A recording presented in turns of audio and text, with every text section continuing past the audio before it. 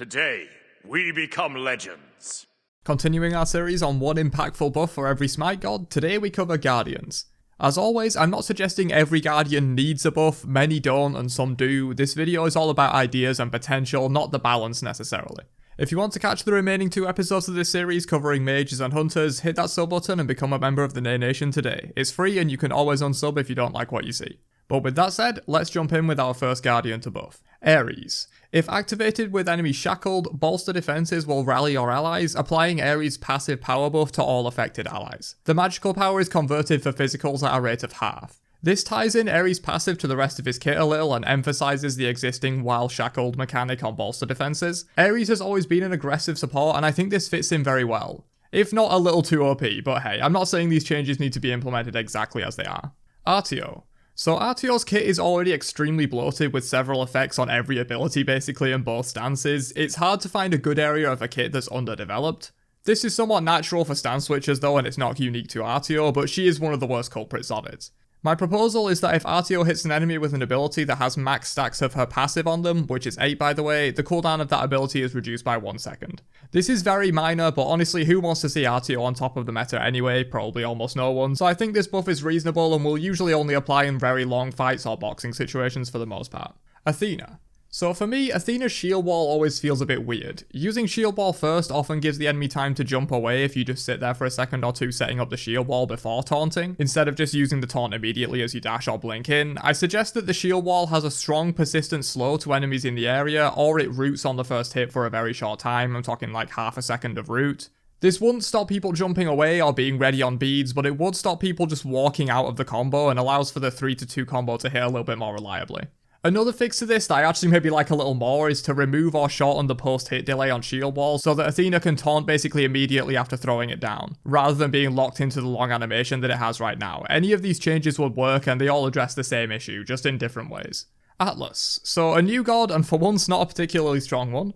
The only part of Atlas's kit that seems off to me is his ultimate. The rest of his design I really like. The idea of an ability with massive debuffs but no CC is a really cool one. And spoiler alert, it's a major part of my own god concept that will be coming to the channel soonish, but back to Atlas. An ultimate with this design feels weird, specifically in the context of the rest of his kit, which is quite traditional Guardian in its design. I'd like to see him distribute half the stats he reduces on his ultimate from enemies to his nearby allies as a buff. This is protections and power for those that don't know. Bacchus. So Bacchus is a pretty compact kit with not much room to change things, however I think a small buff on his 1 makes the most sense.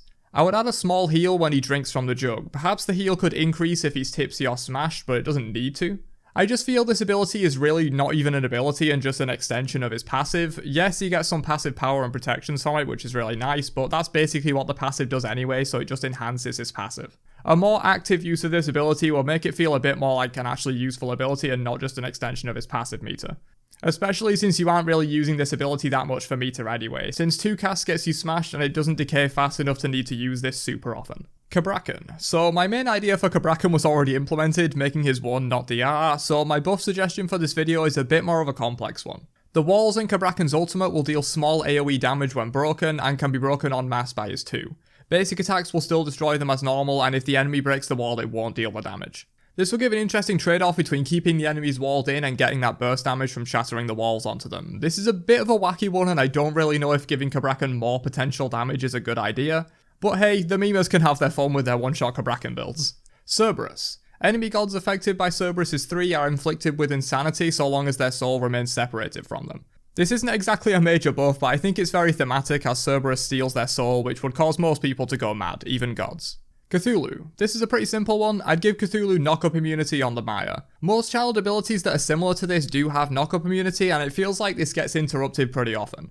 It would of course still be weak to silences, stuns, taunts, all that kind of stuff, but given the slow speed of the ability, I think some immunity makes sense. If it was faster, I wouldn't say it needs this, but even for the first hit to connect, it does take a good while with this ability.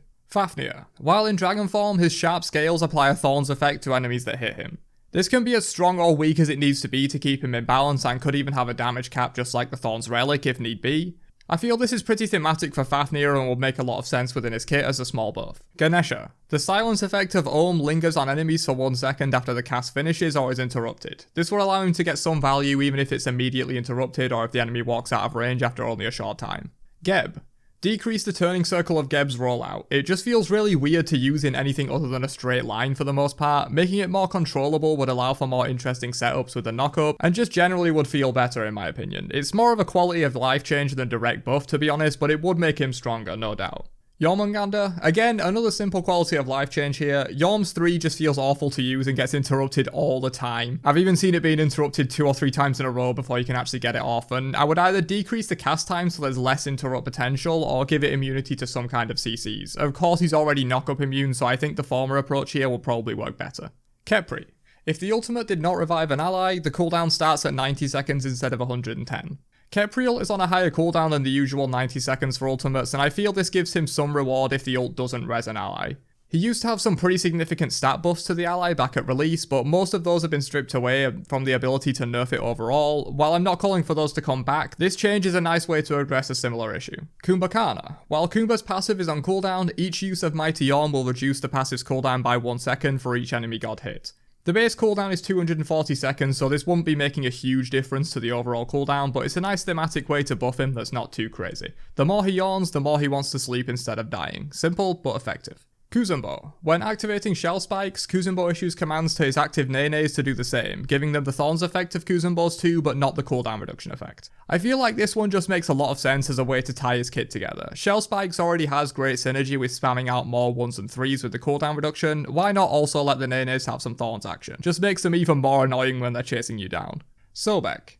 SOBEK is a very classic and compact design. He does what he does, no more, no less, and his abilities are simple but effective. So I suggest a small addition to his 3, since in my opinion it's his most uninteresting ability to use. I would add that enemies affected by the anti-heal are also diseased and deal reduced damage for the duration. SYLVANUS. When picked up by Sylvanus, the seed pods created by Nature's Bounty will also apply to the closest nearby ally, giving them the mana restoration and cooldown reduction effect. If necessary, the numbers could be adjusted down slightly to compensate for this since it effectively doubles this, but I feel like this just makes a lot of sense for him as a support to get some synergy with their ADC in duo lane, and then in teamfights when peeling for allies, or blink ulting him with your solo laner if you're a Chad Varnus. TERRA. When TERRA smashes a standing stone with her 1, the shattered rock forms as armor onto nearby allies, giving them a small damage shield. I love the way TERRA interacts with her stones and wanted to add a little bit more defensive capability to using her 1 since right now it's basically just used for damage. This way there's a trade-off between leaving the monolith up / collapsing her 2 for the healing / CC, or shattering them for some good damage and a shield onto your allies to peel for them.